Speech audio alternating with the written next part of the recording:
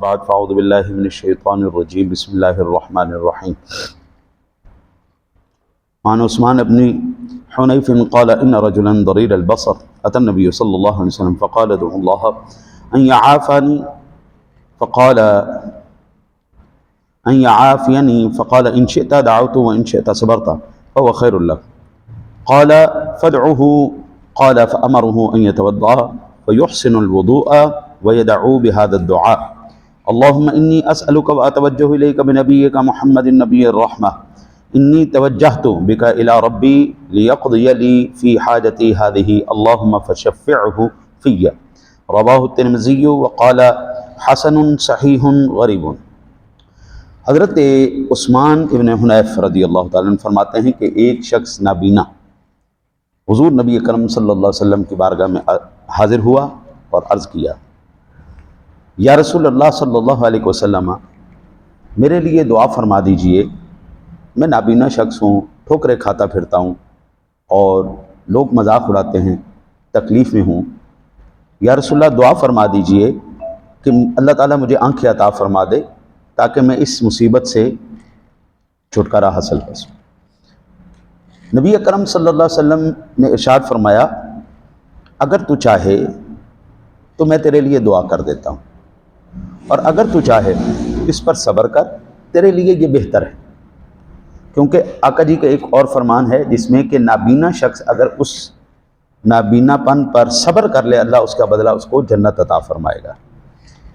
اس نے عرض کی، یا رسول اللہ صلی اللہ علیہ وسلم آپ میرے لیے دعا فرما دیں۔ حضور نبی اکرم صلی اللہ علیہ وسلم نے ارشاد فرمایا، اچھا تم اس طرح کرو، گھر چلے جاؤ، اچھی طرح وضو کرو، وضو کرنے کے بعد 2 رکعت نماز نفل ادا کرو، اس کے بعد پھر یہ دعا کرو۔ دعا یہ تھی، اللہم انی اسألک واتوجہ الیک بنبیک محمد النبی الرحمہ انی توجہت بک الی ربی لیقضی لی فی حاجتی ہذہ اللہم فشفع فی۔ الہی میں تجھ سے مانگتا ہوں تیری طرف رحمت والے نبی جناب محمد الرسول اللہ صلی اللہ علیہ وسلم کے توسل سے متوجہ ہوتا ہوں، یا رسول اللہ میں آپ کے توسل سے اپنے رب کی طرف متوجہ ہوتا ہوں تاکہ وہ میری حاجت کو پورا کر دے، الہی میرے بارے میں ان کی شفاعت قبول فرما۔ امام ترمذی نے کہا یہ حدیث حسن صحیح غریب ہے۔ اب یہ حدیث پاک کئی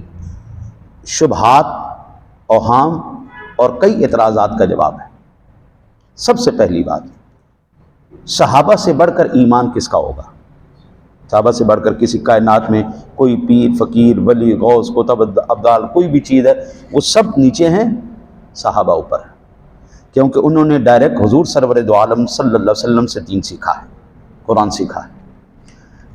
حضور اللہ نہیں ہے، حضور اللہ نہیں ہے، وہ غیر اللہ ہے، نبی ہیں۔ صحابہ کو سبق اگر حضور نے یہ دیا ہوتا کہ صرف ڈائریکٹ اللہ سے مانگنا ہے، غیر اللہ کی طرف توجہ نہیں کرنی، خدا کی قسم کوئی صحابی سوال بھی نہیں کرتا۔ صحابہ جانتے تھے اللہ دیتا ضرور ہے لیکن دیتا اپنے نیکوں کے وسیلے سے، اور سب سے قریب ترین اور اعلیٰ ترین اللہ کی بارگاہ میں وسیلہ حضور جناب رسالت مآب صلی اللہ علیہ وسلم کی ذاتی گرامی، سب سے اعلیٰ ترین وسیلہ۔ پھر حضور کی بارگاہ میں صحابی آ گئے اور اپنی ساری دعائیں عرض کی۔ اب وہ عرض کرنے لگے، یا رسول اللہ دعا فرما دیجئے۔ صحابی خود بھی تو دعا کر سکتے تھے، لیکن وہ جانتے تھے کہ اگر حضور یہ الفاظ ادا کر دیں گے تو دعا تو قبول ہو جائے گی، لیکن جو حضور کے منہ مبارک سے الفاظ نکلیں گے اللہ ان کی زیادہ لاج رکھے گا۔ اپنے لیے آپ دعا کرنا اور چیز ہے، ماں باپ سے دعا کروانا اور چیز ہے۔ ماں باپ کا دعا وہی ہے جو آپ اپنے لیے بھی کر سکتے ہیں، لیکن ماں باپ کے پاس سے کروائیں تو وہ اس کا اور مقام ہے۔ اور پھر اگر کائنات کے سب سے سچے حضور ہمارے روحانی باپ بھی تو ہے نا، تو سب سے سچی ذات جناب رسالت مآب صلی اللہ علیہ وسلم صدر کائنات ارشاد فرما دیں اور اللہ کی اتنی مقبول ہستی دعا کر دیں تو پھر دعا کس لیول پہ جا کے۔ تو وہ جب انہوں نے کہا، آقا جی نے ارشاد فرمایا کہ اگر تم چاہتے ہو تو میں دعا کر دیتا ہوں، اگر چاہتے ہو ذرا صبر کر لو، اللہ تمہیں جنت دے گا۔ تو گویا یوں کہہ رہے تھے کہ جنت تو آپ کے صدقے مل جائے گی، آپ کے طفیل مل جائے گی، آپ کی صحبت کے صدقے میں مل جائے گی مجھے جنت، آپ کی تعلیمات پر عمل کر کے مل جائے گی، یا رسول اللہ ذرا آنکھیں بھی عطا فرما دو نا۔ ہاں جی، تو آقا جی علیہ الصلوۃ والسلام کے میں صدقے جاؤں، قیامت تک کے آنے والے لوگ، حضور صرف ان کے لیے دعا کر دیتے تو ان کے لیے کافی ہو جاتی، ختم ہو جاتی بات، لیکن حضور نے ایک طریقہ بتا دیا کہ اس دعا کے اندر، اس عمل کے اندر میرا ہر قیامت تک آنے والا جو ضرورت مند امتی ہے وہ بھی شامل ہو جائے۔ حضور نے اس کا طریقہ بتا دیا۔ ارشاد فرمایا گھر چلے جاؤ، وہاں پہ حضور موجود نہیں ہے، گھر چلے جاؤ، کامل وضو کرو، یعنی مسواک کرو، اچھی طرح وضو کرو، نفل ادا کرو، پھر اللہ کی بارگاہ میں متوجہ ہو جاؤ، یا اللہ تیری بارگاہ میں آیا ہوں، دعا لے کے آیا ہوں، حاجت لے کے آیا ہوں، لیکن ڈائریکٹ نہیں آیا، بنبی کا محمدin صلی اللہ علیہ وسلم، نبی الرحمہ، حضور کی ساتھ صفاتیں بھی عرض کی، تیرے نبی جناب محمد الرسول اللہ صلی اللہ علیہ وسلم جو نبی رحمت ہیں،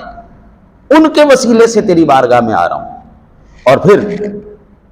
یا رسول اللہ یہ پیش کر کے وسیلہ پھر حضور کی طرف بھی کر دی، یا رسول اللہ انی توجہت بک الی، میں آپ کی وسیلے سے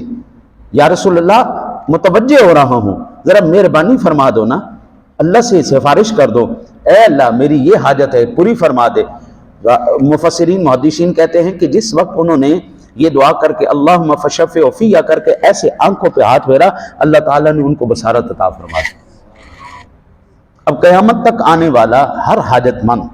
جو اس طریقہ کار سے حضور سرور دو عالم صلی اللہ علیہ وسلم کا وسیلہ دے کر کے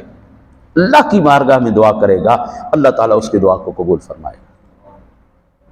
حضرت یہ ایک سادہ سی بات ہے، محبوبین جو اللہ کے محبوب بندے ہیں اللہ ان کی لاج رکھتا ہے، اللہ ان کے وسیلے کو قبول کرتا ہے۔ موٹی سی مثال میں آپ کو عرض کروں، ابھی ہم نے کیا پڑھی ہے؟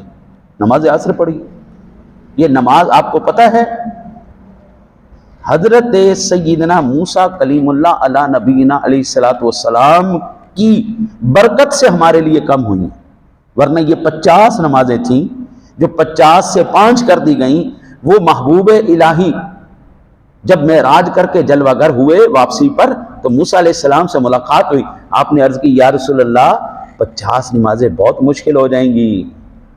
ذرا مہربانی فرماؤ جاؤ۔ اللہ بھی جانتا تھا کہ میں نے بعد میں 5 ہی کرنی ہیں تو پہلے ہی 50 کیوں دی ہیں؟ بھئی ہم کسی اور پر نہیں بات کرتے، اللہ کی ذات کو تو معلوم تھا نا، 6 مہینے کے روزوں کے بدلے میں 1 مہینے کے کرنے، 50 نمازوں کے بدلے میں میں نے 5 نمازیں کرنی۔ دراصل ان ہستیوں کا مقام اپنی بارگاہ میں بتانا مقصود تھا۔ ابھی 50 کے بدلے 5 ہمیں ملی ہیں، ہم 5 نمازوں کے ساتھ کیا حشر کر رہے ہیں وہ بھی آپ لوگ جانتے ہیں۔ یہ اللہ والے اللہ کی بارگاہ میں ایسا مقام اور ایسی وہ حیثیت رکھتے ہیں، اگر ان کے وسیلے سے آپ دعا کریں گے اللہ تعالیٰ کبھی بھی، اور وہ صحابی رسول گھر میں بیٹھ کر رسول اللہ کو پکار رہے ہیں۔ آج جو دیکھیں نا جی، اگر حدیث نہ ہو، صحیح نہ ہو، تو پھر میں ذمہ دار ہوں کہ یہ حدیث نہیں ہے، یہ صحیح نہیں ہے، یہ موضوع معاذ اللہ من گھڑت حدیث ہے، پھر آپ مجھے پکڑ سکتے ہیں کہ آپ نے یہ حدیث سنائی، یہ غلط سنائی ہے، یہ حدیث نہیں ہے، یہ صحیح نہیں ہے،